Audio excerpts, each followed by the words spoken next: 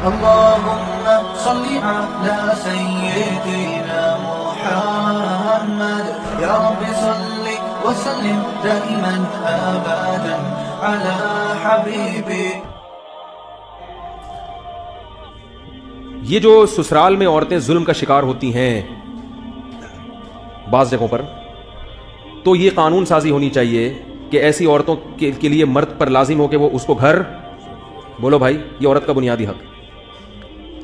عورت کی جو پرسنل لائف ہے شادی کے بعد، اس میں شوہر کی بہنیں، ان لوگوں کی زبردستی کی مداخلت، ایسے ایسے کیسز آتے ہیں سسر صاحب بغیر اطلاع کے کمرے میں گھس آتے ہیں کہ میں تو باپ ہوں اور میری بیٹیوں کی طرف. پرائیویسی بھی تو کوئی چیز ہوتی ہے نا. اور وہ لگائی بجھائی جو گھروں میں، کئی عورتیں اس جوائنٹ فیملی سسٹم کی وجہ سے، جہاں بہت سارے فائدے ہیں وہاں کچھ نقصانات بھی ہیں، بہت سی عورتیں اپنا ذہنی توازن کھو چکی ہیں. نہیں یاری بات، بعض دفعہ مرد کو نا اللہ نے، جو غیرت مند مرد ہے اس کو بڑا ظرف دیا ہوتا ہے اللہ نے، وہ بڑی بڑی خامیاں بیوی کی برداشت کر لیتا ہے یہ سوچ کے کہ یار چلو زندگی کو گزارنا. لیکن بعض دفعہ مرد کی جو ماں ہے اس کا ظرف بڑا، بولو بھائی، نہیں ہوتا. بہنوں کا ظرف بڑا نہیں ہوتا. وہ چھوٹی چھوٹی باتوں پہ نا وہ بھر رہی ہوتی ہیں کان. حضرت حکیم الامہ مولانا اشرف علی تھانوی رحمہ اللہ تعالی نے بہت جگہ یہ بات لکھی ہے. فرمایا کہ گھر میں عزت اور محبت چاہتے ہو تمیز سے، تو بیوی کے لیے الگ گھر کا انتظام پہلے کرو، شادی بعد میں کرو. بہت خطرناک باتیں کر رہا ہوں میں. اور خواتین سے کہوں گا اگر میاں کی آمدن اتنی نہیں ہے تو گزارا کر لو. ان سے تو میں یہی کہوں گا بھائی گزارا کر لو. لیکن عافیت اسی میں ہے کہ الگ گھر میں ان کو، بولو بھائی، رکھا جائے. بڑے مسائل ہیں، بڑے مسائل ہیں. تھوڑے دنوں میں نا آپ کو یہ پتہ ہی نہیں چلے گا کہ غلطی ہے کس کی. پتہ ہی نہیں چلتا کہ اماں کی غلطی ہے، بہنوں کی غلطی ہے یا بیگم کی غلطی ہے. پاگل ہو جاؤ گے تھوڑے، سر کے بال بالکل. تو بہتر یہی، اگر اللہ نے گنجائش دی ہے، بولو بھائی الگ رکھا جائے. ماں کے ساتھ اگر رہنے والا کوئی نہیں تو ماں کو اپنے ساتھ رکھ لو، ٹھیک ہے نا. اور صبح شام ان سے جو بھی وہ. لیکن میں تو ابھی تو جلدی جلدی نمبر وار بتا رہا ہوں. خواتین کی آزادی میں سب سے پہلے کیا ہے؟ جو ایک ظلم ہوتا ہے سسرال میں، اکثر تو نہیں کہہ سکتے، بہت ساری جگہوں پر ہوتا ہے. اس ظلم سے نجات کا طریقہ کیا ہے؟ الگ گھر کا، بولو نا بھائی، انتظام. الگ گھر کا انتظام. دیکھو میں اپنی مثال دینا مناسب تو نہیں ہے، میں نے جتنی بھی شادیاں کی ہیں ہر زوجہ کو الگ گھر کا انتظام میں نے پہلے کیا ہے، شادی بعد میں کی. مجھے بہت سے لوگوں نے کہا ایک جگہ رکھو، تو میں نے کہا میں خود کہاں رہوں گا پھر. ایک جگہ اگر میں سب کو رکھوں گا تو یا تو میں ہیلمٹ پہن کے گھر آیا کروں یا گھر آنا ہی چھوڑ دوں. ٹھیک ہے. تو یہ فالتو کی باتیں ہوتی ہیں، کیونکہ کوئی بھی کسی پہ حاوی آ کے ظلم کرے تو آپ کو کیسے پتہ چلے گا ان میں ظلم کون کر رہا ہے، مظلوم کون ہے؟ یہ فیصلہ کرنا ممکن ہر جگہ ممکن نہیں ہوتا. تو بہنوں سے تو الگ ہی رکھنا ہے. زیادہ زیادہ ہے تو کون ہے؟ ماں ہونی چاہیے. بہت زیادہ ہو گیا تو کیا؟ ماں ہونی چاہیے. اور اس میں بھی عافیت والی صورت یہ ہے کہ ایسا گھر لو اوپر کا، جیسے بیوی کو اوپر والے پورشن میں، نیچے اماں، تو صبح شام اماں کے پاس بھی بیٹھو. پھر بیگم جب چاہے اماں سے ملے، جب حالات خراب ہونے لگے واپس چلی جائے. ٹھیک ہے نا. اس کے پاس بھاگنے کی کوئی جگہ ہونی چاہیے. ماں کے پاس بھی بھاگنے کی جگہ ہو. بہو ظلم کر رہی ہے تو بھاگ کے اپنے گھر پہ آج. جس طرح کی فیملیز آج کل جو رہ رہے ہیں، بھاگنے کی کوئی جگہ ہے ہی نہیں. وہ کچن میں لڑائی شروع ہوئی، اب کچن میں کہاں جائے گی بھائی وہ؟ تو وہ بہت فسادات، کیونکہ ظرف چھوٹے ہو گئے ہیں، کوئی کسی کی بات برداشت. بہت ساری عورتیں پاگل ہو چکی ہیں. آپ کسی نفسیاتی ڈاکٹر کے پاس جاؤ، جو پاگل ہونے والی خواتین میں زیادہ تر وہی خواتین ہوں گی جن کو پاگل کس نے کیا ہوگا؟ سسرال نے. خطرناک باتیں تو ہیں، کیا کریں، کر دی تو نکل گئی. ٹھیک ہے. دوسرا مسئلہ، عرب میں ایسا ہوتا ہے کہ گھر پہلے الگ ارینج کرو پھر شادی ہوگی. اسلام نے بھی عورت کو یہ حق دیا ہے نا کہ بھئی، کہتے ہیں فقہا کہ ایسا کمرہ ہونا ضروری ہے اور اتنا پورا اس کا سیٹ اپ الگ ہو. لیکن ایک ہی گھر میں اگر آپ ایسا کمرہ دیں گے نا، تو آج کل جو مشاہدہ ہے وہ یہ ہے کہ پھر بھی دخل ہوتا ہے سب کا. وہ سب نوٹ کر رہے ہوتے ہیں صبح کتنے بجے اس نے اٹھنا ہے، کتنے بجے سونا ہے، یہ سر میں درد ہے یعنی ٹھڈے مار مار کے اس کو اٹھایا جاتا ہے. تو وہ بڑی ایک ٹینشن والا کام ہو جاتا ہے. تو اگر جوائنٹ فیملی میں محبت سے رہ رہے ہیں تو اس سے بڑی تو کوئی نعمت ہے نہیں. کوشش تو پہلی یہی ہونی چاہیے. لیکن ایسا ہوتا چاہیے تو بہت کچھ نہ، لیکن ہوتا نہیں ہے. بھائی اگر دونوں محبت سے رہ لیں، اماں ابا صاحب جوائنٹ، بچے بڑے آرام سے پل جاتے ہیں. ہونا تو یہی چاہیے. اگر کسی گھر میں ہو رہا ہے تو اسی کو فوکس کریں. وہ ایسے گھریں بھی ہیں جوائنٹ فیملی بڑی محبت سے رہ رہے ہیں، ان میں اللہ کا واسطہ الگ ہونے کی کوشش نہ کریں، اس سے بڑا نقصان ہوتا ہے. لیکن اگر نہیں رہ رہے محبت سے تو وہ الگ ہونے کا جو نقصان ہے وہ کم ہے، ساتھ رہنے کا نقصان زیادہ ہے. بات آ رہی ہے سمجھ میں؟ ایک صاحب میرے پاس آئے کہ وراثت تقسیم کر رہے ہیں ہم لوگ، ہم 3 بھائی اسی گھر میں رہیں گے اور 2 بھائی الگ رہیں گے. میں نے کہا مجھ سے مشورہ لو، آپ 3 بھائی ایک گھر میں اکٹھے مت رہو، ایک کو دے دو، باقی پیسے لے کے کہیں اور گئے. کہہ رہے نہیں ہم تو بڑی محبت ہے. میں نے کہا اسی وجہ سے ہے کہ اب تک ابا زندہ تھے, ٹھیک ہے نا. اب جب ابا دنیا سے چلے گئے تو اکٹھے رہو گے, شادیاں ہوں گی, بچے ہوں گے, یہ آپس میں محبت ناممکن ہو رہا ہے تو ایک الگ بات ہے. یا اگر محبت سے واقعی جو 100 میں ایک جوڑا ہوتا ہے جو محبت سے رہتا ہے تو ٹھیک ہے, لیکن عموماً ایسا ہوتا نہیں ہے کیونکہ لوگ واقف نہیں ہوتے. دیکھو میرے شیخ حضرت مفتی رشید احمد صاحب کے بیٹے تھے, حضرت نے جب ان کی شادیاں کی نا اسی گھر میں جوائنٹ فیملی تھی, حضرت نے فرمایا اپنے بچوں سے, اپنے بیٹوں سے, اتنے بڑے سیٹ اور کتنے مالدار تھے ہمارے حضرت اور کتنے سخی تھے, اپنے بچوں سے کیا کہہ رہے ہیں کہ اپنے کمروں میں میٹر لگاؤ, بل آئے گا تو تم دو گے. اب یہ معاملات کی صفائی ہے, بل آئے گا تو کون دے گا, کیونکہ یہی تو جھگڑے ہوتے ہیں. ایک آدمی صبح سے شام استریوں پہ استریاں کر رہا ہے, ٹھیک ہے نا, ایک نے سارا پانی کھینچ لیا نل کا کھول کے, 1 گھنٹے سے واش روم سے باہر ہی نہیں نکل رہا. دوسروں کو تکلیف ہوتی ہے, یار سارا ٹینکی میں پانی چڑھایا تھا, یہ تو منجلے بھائی نے, اس نے یہ تو سروس اسٹیشن کھول لیا انہوں نے گھر میں, یہ تو اپنی سروس کروا رہے ہیں باقاعدہ. اب آپ اس کو بولو گے یار تم سارا پانی تم نے ٹینکی میں کھینچ لیا, موٹر چل چل کے سارا پانی, ہمارے پاس پانی نہیں بچا, تو وہ کہے گا چھوٹے ہو کے بڑے پر کیا کر رہے ہو, آرڈر چلا رہے ہو. وہ نصیحت تھوڑی مانے گا. وہ پھر اتنا ظرف ہی نہیں ہے کہ کس کے حقوق کیا ہیں. ایک صاحب نے ایسے ہی ٹینکی بنوائی اور وال لگا لیا اپنے, وہ جب چاہیں پورے بھائیوں کا وال بند کر دیں اور جب چاہیں اس پہ پھٹا ہو گیا ان کے یہاں کہ یار ہمیں بھی پانی چاہیے ہوتا ہے تو تم سے ہم گزارش کرتے ہیں, وال کھلے گا تو پانی آئے گا. تو چونکہ ظرف ہی نہیں ہے, لوگوں کو پتہ ہی نہیں ہے دوسرے کے حقوق کیا ہیں, ایک بھیڑ چال چل رہی ہے, تو وہ پھر آپس میں نتیجہ کیا نکلتا ہے. تو اس لیے تمیز سے آج کل کا جو اصول ہے وہ یہی ہے کہ بھائی بالکل تمیز سے الگ. اور بیٹا بالغ ہو جائے اس کو بولے بیٹا بہو آئے گی اس گھر میں نہیں, وہ پڑوس میں گھر دیکھا ہے کرائے پہ تیرے لیے آواز ہے, کیا بچ مجھے پتا ہے بہو آئے گی تو میری بیوی سے لڑے گی, وہ میں تو برداشت کر لوں گا. بعض دفعہ سسر بھی لڑ رہا ہوتا ہے. تو اس لیے عقل مندی کی بات یہ, مولانا تھانوی فرماتے ہیں ہماری جب ابا نے شادی کی, ابا نے بولا گھر الگ, وہیں آ جایا کریں گے بہو سے ملنے کے لیے, تم لوگ بھی آ جایا کرنا اچھے بچوں کی طرح. تو یہ عافیت آج کل اسی میں. دوسرا یہ ہونا چاہیے کہ اندرون سندھ یہ رواج ہے, نابالغ بچیوں کی شادیاں بڈھوں سے کر دی جاتی ہیں زبردستی. یہ قرآن سے شادی کرنی چاہیے, اس کے خلاف آواز اٹھانی چاہیے. جو اس خواتین ڈے میں کسی نے بھی, جتنی لبرل خواتین ہیں ان کا کوئی ایسا بینر ہمیں نظر نہیں آیا کہ اندرون سندھ ان بچیوں پہ ظلم ہو رہا ہے, باپ زبردستی ان کا نکاح کرا دیتا ہے بڈھوں سے پیسوں کی لالچ میں. اس زبردستی کے نکاح پر کیا ہونی چاہیے, پابندی. ایسا کوئی بینر ہم نے ان لبرل لوگوں میں نہیں دیکھا. اسی طرح جو اندرون سندھ قرآن سے شادی کرا دی جاتی ہے, ہم اس کو نہیں مانتے, یہ اسلام کے بھی خلاف اور بین الاقوامی قوانین کے بھی خلاف ہے, لیکن ہم نے کوئی ایسا بینر بولو بھائی نہیں دیکھا. زبردستی کی شادی پہ پابندی ہونی چاہیے. اسی طرح اکٹھی 3 طلاقیں دینا, یہ بھی کیا ہے اسلام میں, بولو نا بھائی ناجائز ہے. اگر کسی نے اکٹھی 3 طلاقیں دی ہیں تو کچھ معقول عذر پیش کرے. اگر معقول عذر پیش نہیں کرتا تو اس کو کیا ملنی چاہیے. بعض دفعہ جذبات میں مرد دے دیتا ہے, خود بھی پچھتاتا ہے, اس عورت کا بھی بیڑا غرق کر دیتا ہے. تو جب چند ایک کے کوڑے لگیں گے, چترول لگیں گے, تو باقیوں کو کیا ہوگی, بولو نا بھائی عبرت ہوگی نا.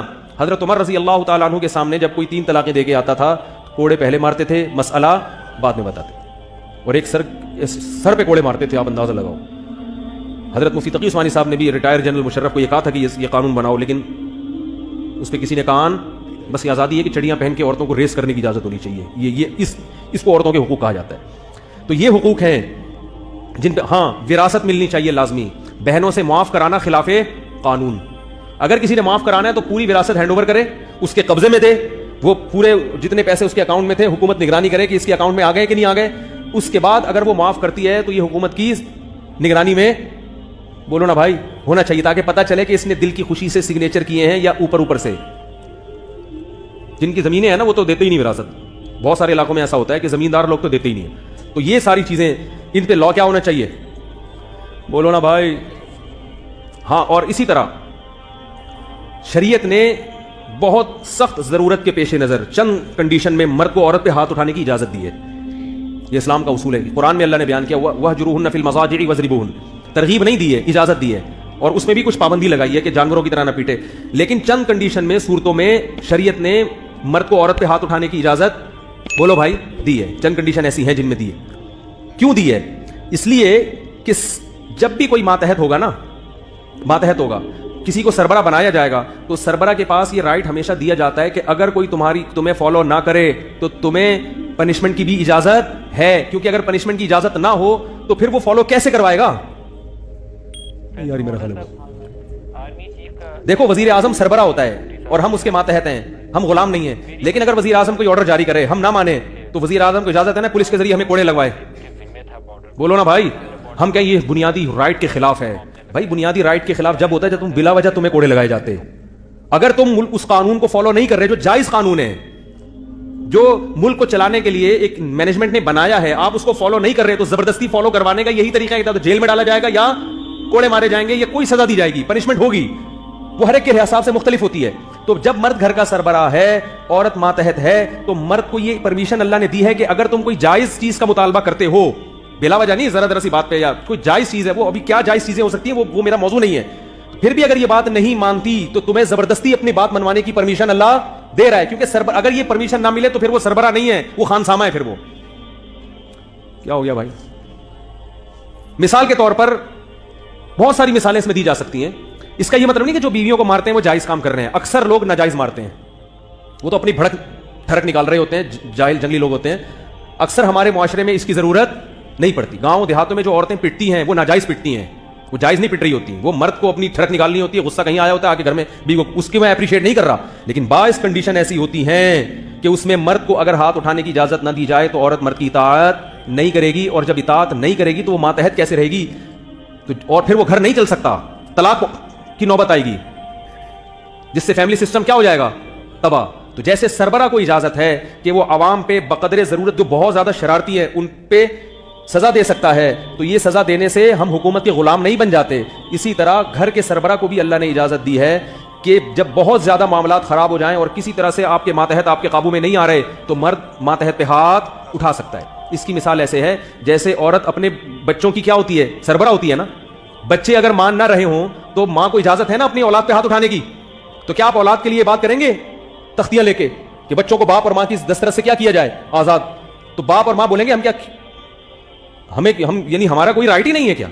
یہ جو کہتے ہیں نا یورپ میں بچے پہ ہاتھ اٹھانے کی اجازت نہیں ہے, یہ صرف لا کی حد تک ہے. میں نے خود وہاں لوگوں سے سنا ہے, کہہ رہے ہیں گھر جا کے طبیعت سے کوٹتے ہیں, وہ طبیعت سے کوٹتے ہیں, صحیح ہے نا. اور پھر بچے بگڑتے کیسے ہیں جب ہاتھ اٹھانے کی بالکل بھی اجازت نہ دی جائے, تو بچے بگڑتے کیسے ہیں یہ بھی تو آپ دیکھو نا اس کلچر میں جا کے, کچھ نہ باپ کی سنتے ہیں نہ ماں کی سنتے ہیں. تو جب باپ اور ماں کو یہ احساس ہو کہ بچوں پر ہمیں ہاتھ اٹھانے کی اجازت ہی نہیں ہے کسی بھی صورت میں, تو پھر باپ اور ماں ایسی اولاد سے محبت نہیں کرتے. ان کو پتا ہے کہ ہم ان کو پالیں گے لیکن یہ ہمیں ہی سانپ بن کے کاٹنا شروع کر دیں گے. تو یاد رکھو, جس مرد کو پتا ہو کہ میری بیوی جتنی مرضی شرارتی ہو جائے مجھے اس کو زبردستی کنٹرول کرنے کا رائٹ نہیں ہے, تو پھر وہ بھی عورت کو محبت دینے کے لیے اور گھر میں رکھنے کے لیے تیار نہیں ہوگا. تو اسلام نے, نبی صلی اللہ علیہ وسلم نے کبھی اپنی کسی زوجہ پہ ہاتھ نہیں اٹھایا. ہمارے اکابر بزرگوں کی تاریخ ہے کبھی ہاتھ نہیں اٹھاتے تھے, لیکن چند کنڈیشن ایسی ہیں کہ سخت مجبوری میں اللہ نے مرد کو عورت پہ ہاتھ اٹھانے کی قرآن میں اجازت دی ہے, اور وہ بھی محدود.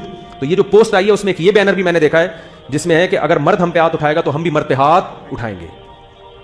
تو عورت جب مرد پہ ہاتھ اٹھاتی ہے تو میرے بھائی پھر ایسا نہیں ہوتا کہ مرد طلاق دے, یہ یاد رکھو. پھر یہ کیسز بڑھیں گے, گلے گھوٹنے کے, جان سے مارنے کے, جیسے کہ یورپ میں ہے.